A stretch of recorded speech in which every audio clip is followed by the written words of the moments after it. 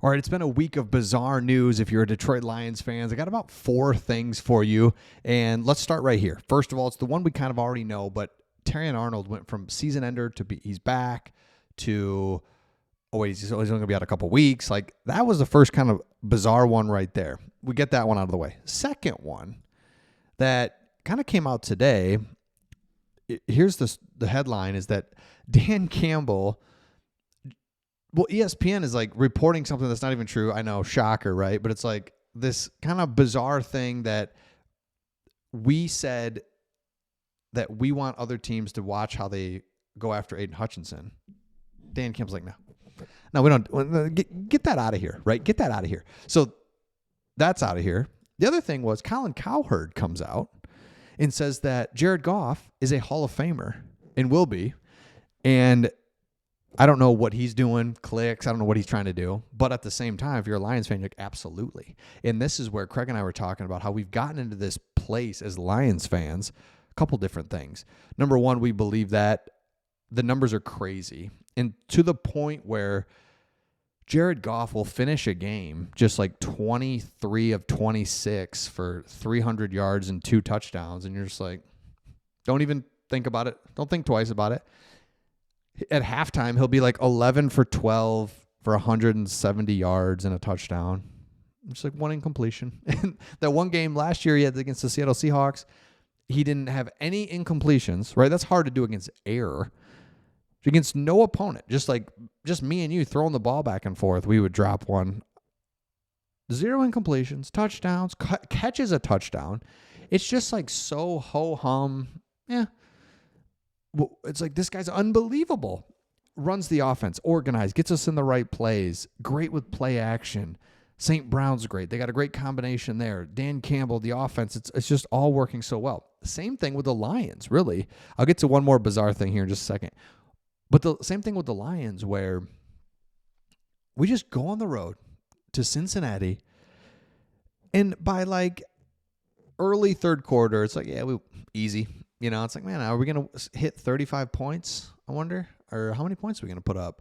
Remember the days we couldn't even go on the road and win. We got Jim Bob Cooter as our offensive coordinator. We got Terrell Austin's our defensive coordinator. We got Ernie Sims trying to stop people. Oh, my gosh. Throw me in the comments just a name that comes to mind when you think of the old eras of just like, oh, my gosh. You got... Yeah, Ernie Sims. Oh, man, I was just trying to think. What was Champ Bailey's brother? Oh, my gosh, I'm drawing a blank. Defensive end. He's Champ Bailey's brother. So you're like, oh, my gosh. Boss Bailey. Yeah, Boss Bailey. Like, this dude's going to have 100 sacks. It's not even Willie Young. Like, all these names that we had good players. We just could never put a team together. That's the Dan Campbell, the whole thing, right? We know it, but the Dan Campbell put a team together. So this was bizarre. Is that just to fire you up? QB rankings. So this is PFF's QB rankings ahead of Week 6. So remember, Jared Goff leads the league in NFL or leads the league in touchdown passes. Leads the league in percentage and completion percentage.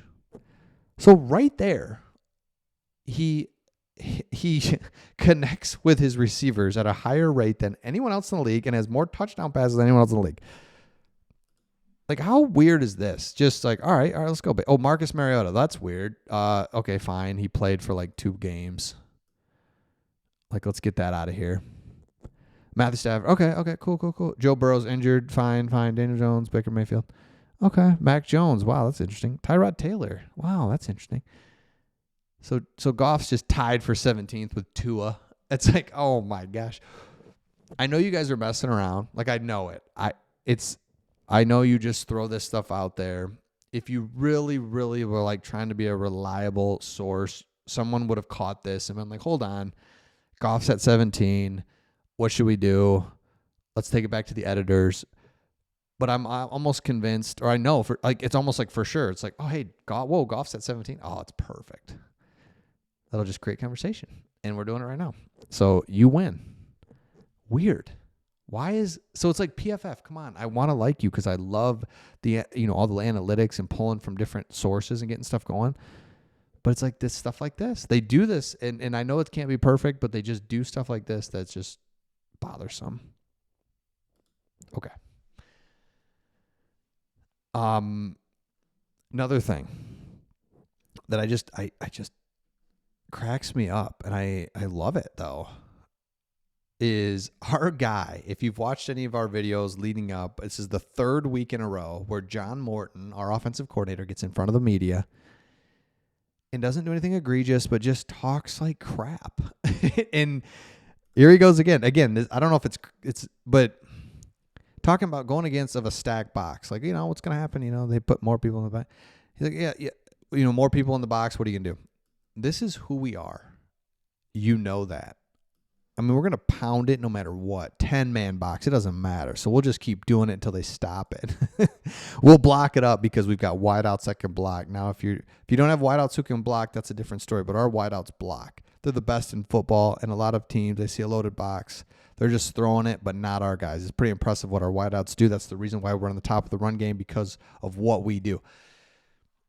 Love it, right? Like I said, it's nothing egregious. He's not being crazy. It's just like, yeah, he doesn't. I just, in a world where you just take the easy answer out, like, it's like, yeah, no, we just got to adjust when we see. It's just like, no, I'll just tell exactly what I see and what's going on. I love that one. And Tate Ratledge, I just think he keeps getting better and better. Recognize, communicate, execute, and that's what you have to do. Yep. So Tate Ratledge, love it. Another young guy that's just these are the guys that we need. We know we've got that core, just absolute awesome group. Then we've got these other guys. Like, I mean, I would put Jack Campbell in that core group, but also he's just developing into a star. So you got like Jack Campbell, Tate Ratledge, these guys that, like, yeah, you guys are sweet, right? Like, or it would be nice if you are, and they're developing and continue to get better and better. So here's what Shep had to say about him. This guy was built and born to be a middle linebacker, and he's an absolute joy and honor to watch him. And it's so funny because I couldn't have said it better myself. It's like, dude, you are just a middle linebacker in the National Football League for the Detroit Lions. Like, I just don't think it works if he's at Miami. I just like, it's like, this is like a Detroit Lions linebacker that we dream of. That it's the Spielman 2.0. It's Chris Spielman. We need a linebacker like you in Detroit. It's like linebacker for the Detroit Lions is just right up there with like any other position in sports almost. That's a little heavy, but you know what I'm saying. Like, let's go. All right, let me know your thoughts in the comments. Make sure you subscribe, and we'll see all of you on the next one.